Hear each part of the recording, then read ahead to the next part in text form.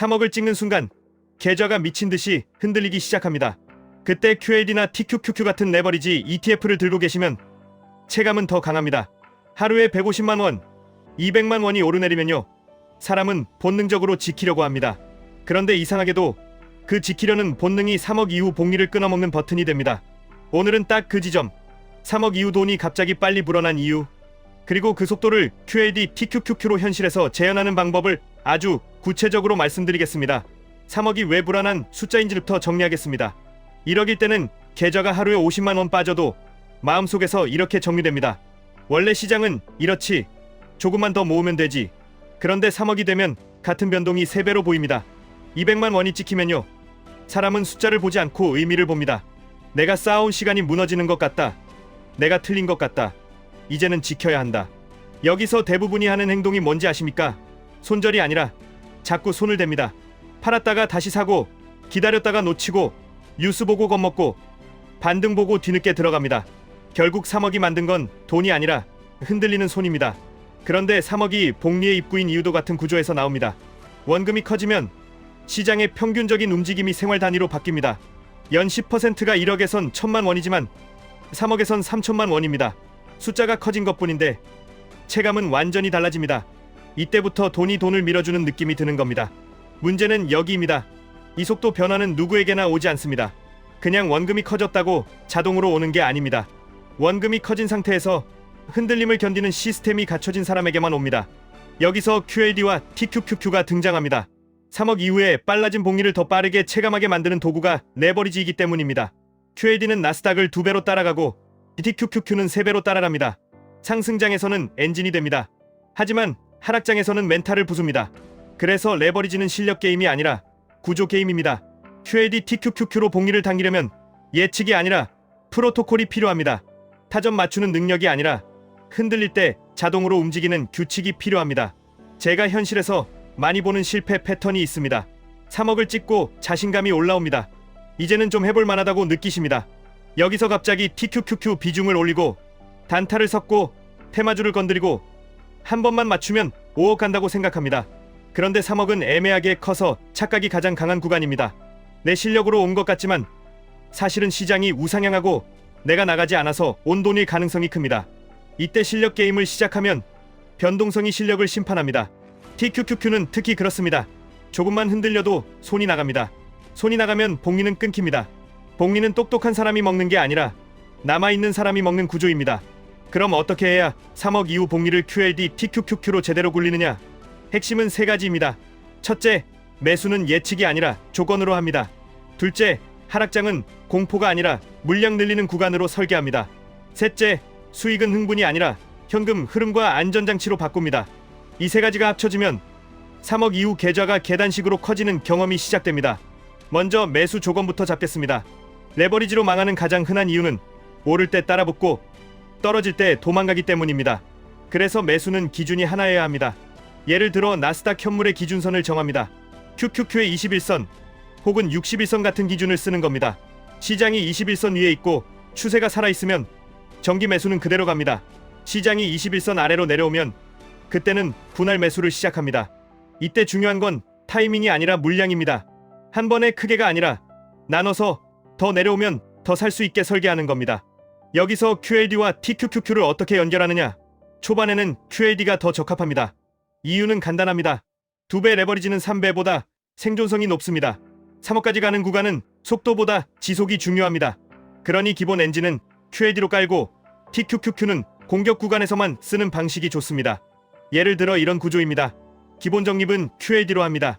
그리고 큰 조정이 오면 그때만 TQQQ를 분할로 추가합니다. 이게 왜 좋으냐면 평상시에는 변동성에 덜 흔들리고 기회 구간에서는 레버리지의 폭발력을 가져갈 수 있기 때문입니다. 두 번째는 하락장 설계입니다. 3억 이후 빨리 불어난 사람들의 공통점은 하나입니다. 하락장에서 물량을 늘릴 수 있는 구조가 있습니다. 현금이든 월급이든 분배금이든 무조건 추가 매수의 연료가 있어야 합니다.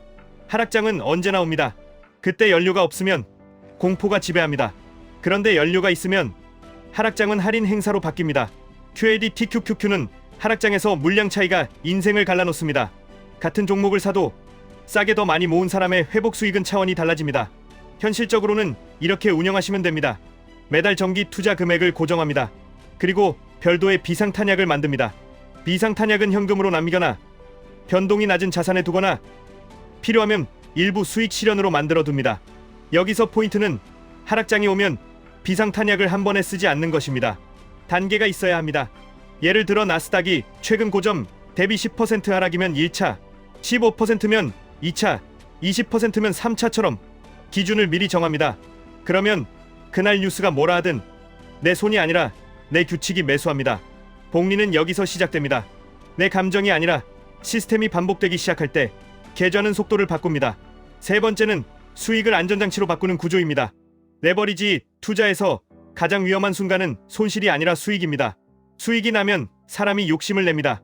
더 들어가고 싶고 레버리지를 더 올리고 싶고 한 번만 더 먹고 싶습니다. 이때 시스템이 없으면 다음 조정에서 다 토해냅니다. 그래서 수익이 났을 때 할 일이 하나 있어야 합니다. 일부를 현금화해서 다음 하락장의 연료로 바꾸는 것입니다. 또는 일부를 QAD로 옮겨서 전체 변동성을 낮추는 것입니다. 혹은 생활비와 분리된 계정에 쌓아두는 것입니다. 중요한 건 수익을 본능의 연료로 쓰지 말고 다음 기회의 연료로 저장하는 겁니다. 여기서 아주 현실적인 예시를 들어보겠습니다. 3억을 막 넘긴 분이 계십니다. 포트폴리오는 QAD 중심이고 QQQ는 조정 때만 추가로 샀습니다. 어느 날 시장이 강하게 반등하면서 계좌가 한 달에 2천만 원이 늘었습니다.